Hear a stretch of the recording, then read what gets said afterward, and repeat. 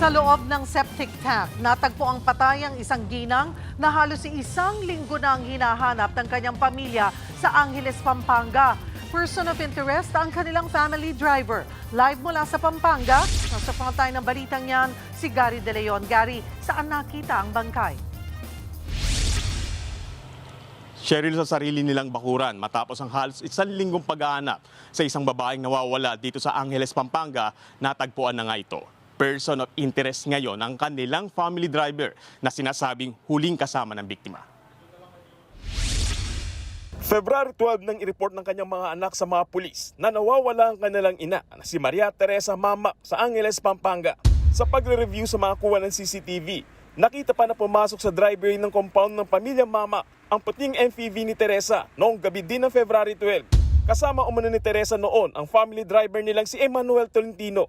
Ilang minuto lang matapos niyan, isang kuha naman sa loob mismo ng bahay. Maririnig na ang sigaw ng pinaniniwalaang si Teresa. Lumipas ang higit isang oras nang muling nakita ang puting MPV na palabas na ng gate ng compound. Mula noon, hindi na nakita sila Teresa at Tolentino. Agad nagsagawa ng investigasyon ng barangay kasama ang mga pulis. Ginalugad nila ang bahay at compound ng pamilya Mamak. Dito na nakita ang mga nagkalat na bakas ng dugo sa pader ng bahay, sa washing machine at kartilya. Tanda na maaaring posibleng may naganap na krimen. Naganap ang barangay at PNP Soco sa paligid ng bahay, pero bigo silang makita si Teresa at ang driver. Ito Sabado, February 14, natagpuan sa isang public plaza sa bayan ng Magalang ang sasakyan ni Teresa. Nakita pa ang ilang gamit ito sa loob ng sasakyan, pero di pa rin nakita ang ginang. Ayon sa mga testigo, isang lalaking umano ang nag-iwan ng sasakyan. Agad itong isinailalim sa forensic examination ng Soco. Nung pinasoko namin, walang nakitang blood sa mga upuan. So ibig sabihin, walang dalang body or cadaver. Kaya muling itinuon ang paghahanap sa loob ng bakuran ng pamilya Mamak. Idinikla na ring person of interest si Tolentino o mas kilala sa lugar na Doc Manuel na 2 dekada ng driver ng pamilya. Sa pagbalik ng mga otoridad kagabi sa compound ng mga Mamak, naghukay sila sa paligid at humingi ng tulong sa mga pulis. Maya-maya, may napansin sila malapit sa abandonadong piggery sa compound. Agad-agad akong pumunta doon sa bahay nila na tinanong yung panganay na anak kung ano matutulong ng barangay. So para sa akin, kako, baka nandyan lang yung hinahanap natin. Nakita namin yung may mga naka-gamble na mga lupa kasi yung taong gumawa doon talagang nililito ang mga investigador.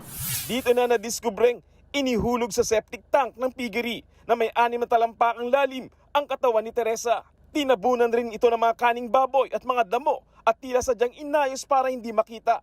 Malapit din ang hukay sa sleeping quarters ni Tolentino. Lumalabas sa investigasyon, palo ng matigas na bagay sa ulo ang kinamatay ni Teresa. Kasi doon sa pagkakakita namin kagabi, malinis naman yung body, walang tama na saksak o ano. So tinitingnan namin yung result ng autopsy, mukhang may tama sa ulo, may pasag yung buko. Kwento raw ng anak ng biktima, bago ang krimen. Napansin nilang nagbago ang ugali ng driver. Tila nais nitong magdesisyon sa mga bagay-bagay para sa pamilya Mamak at tila umaas ng padre de pamilya. Kaya minabuti na raw ng pamilya na patigilin na ito sa pagmamaneho.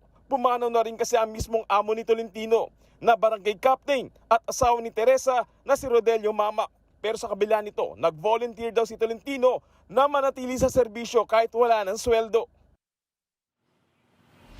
Alam mo, Cheryl, itong AUV na sa akin likuran, nung unang itest ito ng Soco ay wala nga silang nakitang dugo. At nung i-second test nga nila at silipin uli, nakita nga sila ng dugo sa may gas pedal at brake pedal. Kaya patuloy pa rin yung paghahanap sa person of interest. Ito nga yung driver na tinatawag nga nilang si Doc. At sa ngayon ay nagbigay naman ng pagkakataon ng reward na 200,000 yung isang congressman dito para naman sa makapagbibigay ng impormasyon sa kayahuhuli ng suspect. Cheryl. Gary, may iba pa bang nakikitang posibleng motibo dito sa krimen? Oo, Cheryl, ito kasing driver ay 20 years na nga sa kanila, no? At nagbago rin yung ugali nito mula nung namatay yung pinakaamo niya, yung dating barangay chairman. Nagtampo raw ito, sabi nung barangay chairman na kausap natin kanina. Maaaring dahil nga hindi na siya pinasusweldo at hindi na siya binibigyan ng pagkakataon mag-drive, ay medyo gumanti ito. Ito yung nakikita nila. Pero patuloy pa rin yung investigasyon ng mga pulis sa totoong reason. Kasi nung makita nga nila itong sasakyan sa akin likuran, yung mga gamit ay intact, hindi naman nawawala. Cheryl. Pero nakikita rin daw ba yung posibilidad na biktima rin yung nawawalang family driver? Oo, Cheryl, ganito, no? Nung makita yung bangkay ni Mamak doon nga sa kanilang compound, hinanap din ng mga barangay at ng Soko at ng mga pulis nga dito sa Pampanga yung possible na pinaglimingan din nitong driver, no? Maaring dalawang body ang iniisip nga nila nung una.